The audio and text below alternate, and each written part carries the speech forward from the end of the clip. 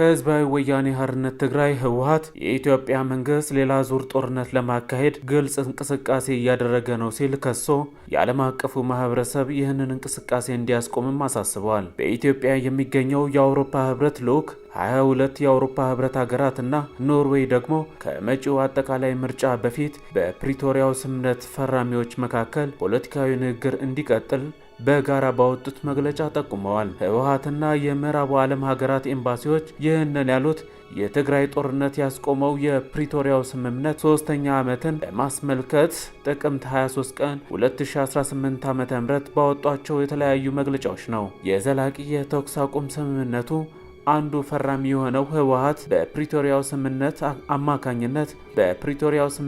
አማካኝነት መፈጸም የነበረባቸው ተግባራት ተፈጻሚ አለመሆናቸውን በመግለጫው አንስቷል። በሁለቱ ዓመታቱ ደም አፋሳሽ ጦርነት ወቅት የትግራይ ህዝብ ጭፍጨፋ፣ ጾታዊ ጥቃት፣ መፈናቀል እንዲሁም ንብረት ዘረፋና ውድመት እንደተፈጸመም ገልጿል።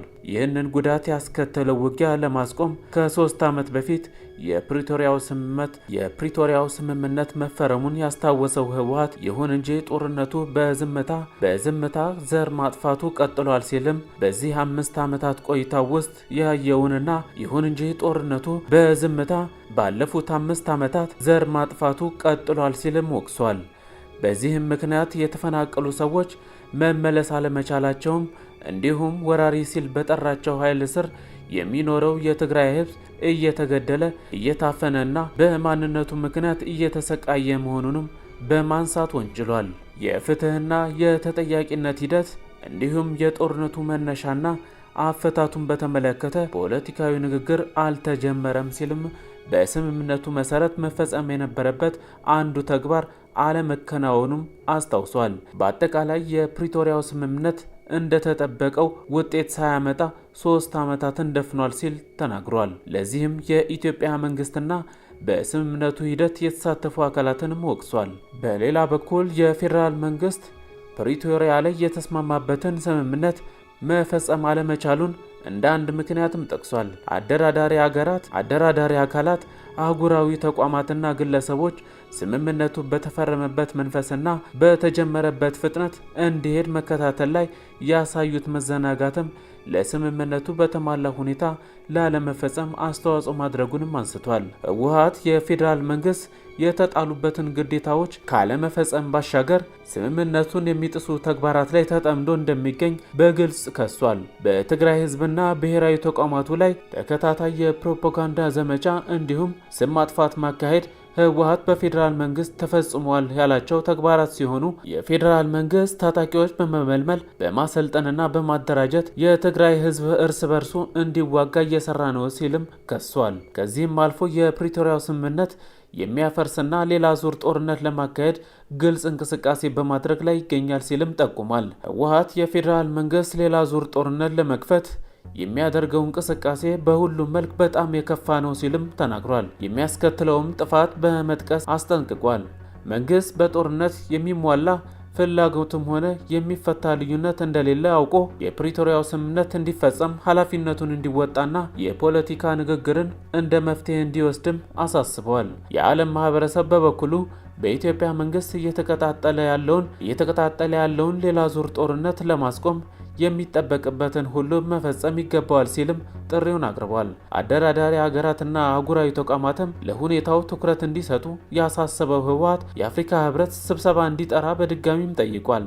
የአፍሪካ ህብረት ፓናል እንዲጠራና የስምምነቱ ነባራዊ ሁኔታ ተገምግሞ የተኩስ አቁም ስምምነቱ ወደ ዘላቂ የሰላም ስምምነት እንዲያድግ ጫና እንዲያደርጉም ጥሪ አቅርቧል። የፕሪቶሪያውን ስምምነት የተፈረመበትን 3ኛ ዓመት በማሳሰብ መግለጫ ያወጡት በኢትዮጵያ የሚገኙት የአውሮፓ ህብረት አባል ሀገራትና ኖርዌይ ኤምባሲዎችን በተመሳሳይ በፌዴራል መንግስትና በህወሓት መካከል የፖለቲካ ንግግር እንዲካሄድም ጠይቀዋል።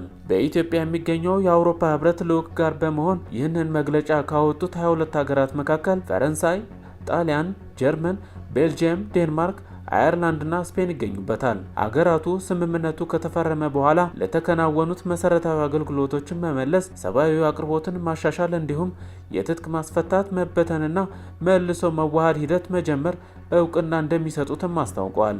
መግለጫው የተወሰኑ የሀገር ውስጥ ተፈናቃዮች እንዲመለሱ የማስቻል ተግባር መከናወኑን በመጥቀስ የኢትዮጵያ መንግስትንና ህወሓትንም አመስግነዋል። የዲፕሎማቲክ ልዑኮቹ በሰሜን ኢትዮጵያና በሰፊው ቀጠና ላይ ሰላምን ዘላቂ የማድረግና የማጠናከር አስፈላጊነት ላይ አጽንኦት ሰጥተዋል። በቀሪ የስምምነቱ ሂደቶች ላይ እገዛ ለማድረግ ዝግጁ መሆናቸውን የገለጹት ሀገራቱ ሙሉ በሙሉ ካልተፈጸመ ተግባራት መካከል የተፈናቃዮች መመለስ ጠቅሰዋል። ተፈናቃዮች ወደ ቀያቸው መመለስ ያለባቸው ዓለም አቀፍ ሰብአዊ ህግንና ምርጥ ተሞክሮዎችን ባሟሉ አካሄድ መሆናቸውን ጠቁመዋል። ተአማኒና ተጎጂዎችን ማዕከል ያደረገ የሽግግር ፍትህ ተፈጻሚነት ላይም እገዛ ለማድረግ ዝግጁነታቸውን ገልጸዋል። በኢትዮጵያ የሚገኙት የአውሮፓ ህብረትና የሀገራቱ ዲፕሎማቲክ ልዑካን አክለውም ከመጪው አጠቃላይ ምርጫ አስቀድሞ በስምምነቱ ፈራሚዎች መካከል የፖለቲካዊ ንግግር እንዲቀጥል ጥሪ አቅርበዋል። በግጭት የተጠቁት የሀገሪቱ ክልሎችም ቁስላቸው እንዲሽሩ እንዲሁም ፍትህ እንዲሰፍን ለማድረግ ተጠያቂነት፣ የሰብአዊ መብት መከበር በተለይም የሴቶችና የሴቶች ልጆች መብት መከበርና እርቅ አስፈላጊ መሆኑንም አስገንዝበዋል። ሀገሪቱ ውስጥ እየተካሄዱ ያሉ ግጭቶች በውይይት እንዲፈቱ እንዲሁም በሀገራዊ ምክክር ሂደቱ ገንቢ በሆነ መንገድ እንዲሳተፉም እናበረታታለን ሲሉ ጥሪያቸውንም አቅርበዋል። ጥቅምት 23 2018 ዓ.ም ከተፈረመ 3ኛ ዓመቱን የደፈነው የፕሪቶሪያው ስምምነት ጠቅላይ ሚኒስትር አብይ አህመድ ባለፈው ሳምንት በህዝብ ተወካዮች ምክር ቤት ተገኝተው ማብራሪያ በሰጡበት ወቅትም ተነስቶም ነበረ።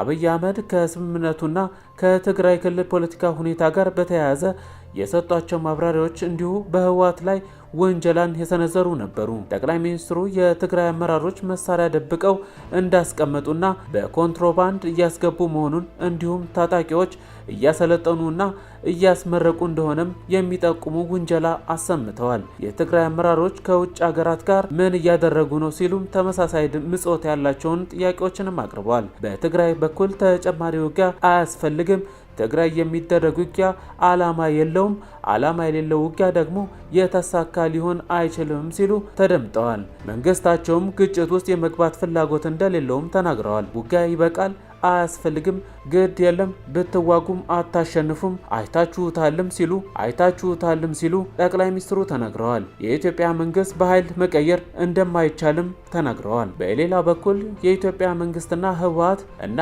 እንዲሁም ኤርትራ ጦርነት ለማወጅ በጥምረት እየሰሩ ነው ሲል ለከሰሰበት ደብዳቤ ህወሓት በሰጠው ምላሽ የውጭ ጉዳይ ሚኒስትር በአደገኛ ሁኔታ እውነታን እያዛባ ወራሪውን እንደ ተጎጂ ተጎጂውን እንደ ወራሪ አቅርቧል ብሏል። የኤርትራ መንግስት ጦሩን ከኢትዮጵያ ጎን በማሰለፍ በትግራይ የተካሄደው ደም አፋሳሽ ጦርነት ላይ የተሳተፈ ሲሆን ከፕሪቶሪያው ስምምነት በኋላ ግንኙነታቸው ዳግም መሻከሩንም ተናግሯል። ባለፈው ዓመት ሰኔ ወር ላይ ኢትዮጵያ ለአሜሪካ ውጭ ጉዳይ ሚኒስትር ከህወሓት አንጃና ሌሎች ታጣቂ አካላት ጋር